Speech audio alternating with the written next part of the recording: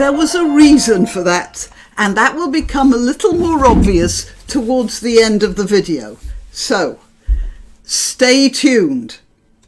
I'm going to be talking about a shortage of chips. Yep, chips. And not the sort that you eat with fish. I'm talking about the chips inside the very device that's showing you this video. And we're running out of them. Well, not exactly running out of the chips, but of something else that's very important. Anyway, before I tell you why, I shall tell you first that I'm Granniopteryx. I'm on YouTube, Rumble, BitChute and Minds. And I'm also on Twitter, Gab and Parler, where I let you know when I've uploaded a new video. Please like this video. Please share it. Please subscribe, and you can help me financially. There's the bouncing coffee cup there. There are 3 different ways you can donate if you want to.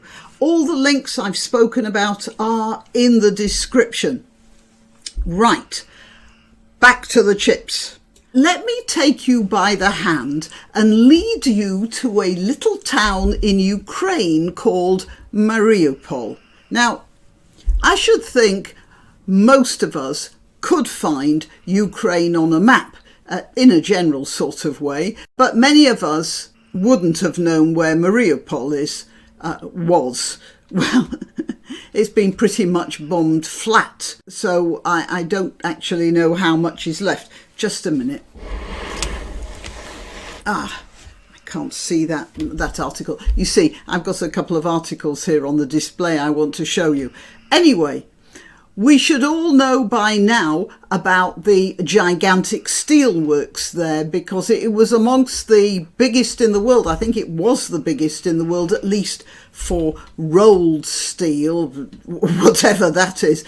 Whatever it was, there was a crew of Ukrainian soldiers there and some civilians who were holding out against the invading Russian army for months in the vast underground rabbit warren of corridors, cellars, blast furnaces and storerooms and other places.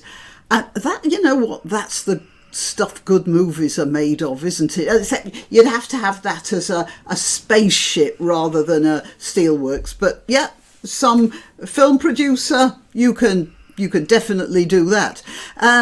Anyway, when it was still a factory, it was producing tons of iron and steel products, and also, and this is important, in vast quantities, a byproduct of the steelworks, neon. Neon, yeah, neon. We all know neon from the cheap lighting. Actually, it's amazing how Eastern Europe is providing the wherewithal for almost every aspect of our sex industries nowadays, isn't it? Apparently, Albanian gangs own nearly all of the brothels and strip joints in the UK, while the lights flashing over their doorways are filled with neon gas from Ukraine. Okay, or was anyway.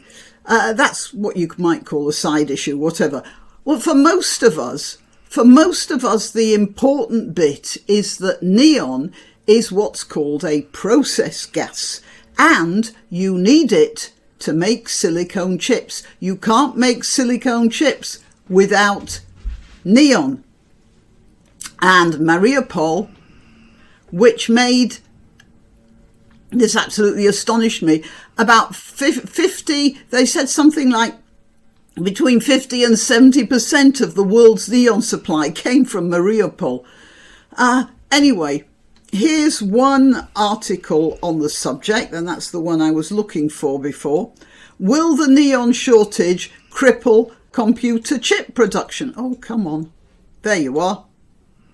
And then Ukraine dominated global production of this essential semiconductor process gas, which might be another reason why it was thought to be a good idea for Russia to step in on that place and grab the lot. Not only the grain, there was me thinking it was just supplying grain to keep body and soul together in North Africa. No, neon.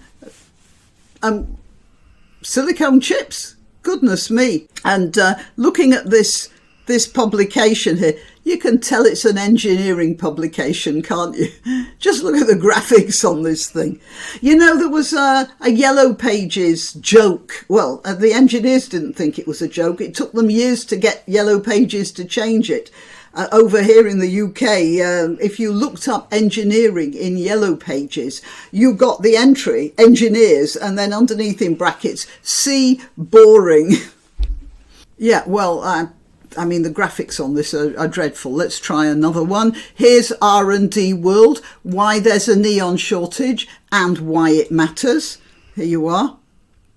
And then this one, the original PC Doctor, a publication based in Australia, and it says here, half of world's neon outputs for chips halted.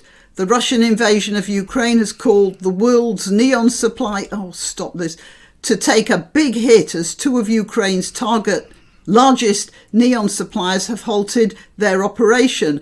The disruption will cause a spike in neon prices and may exacerbate the current semiconductor shortage.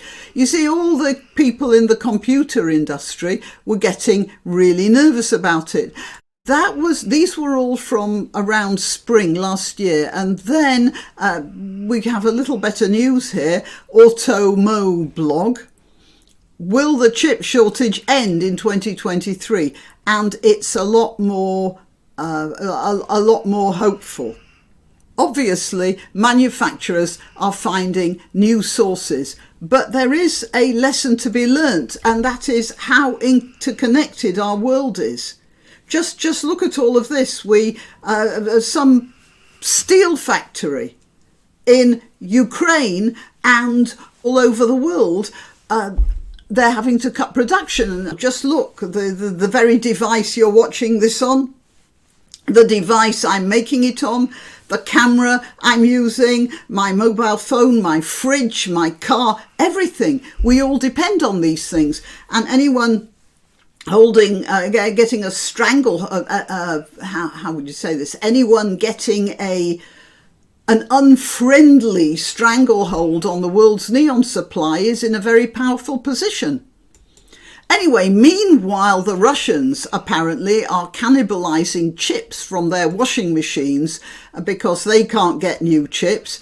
And if we can't find more suppliers, we might have to do that ourselves. So, just watch your washing machine. Now, who wants to hear about the Russian spark plug shortage? Yeah.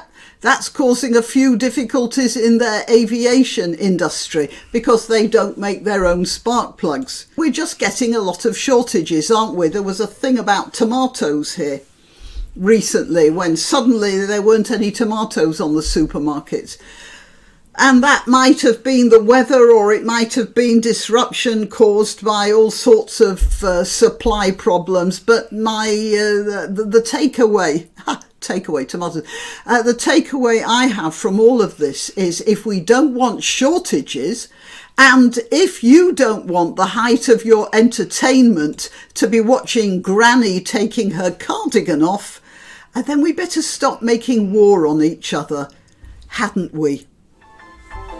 Till next time.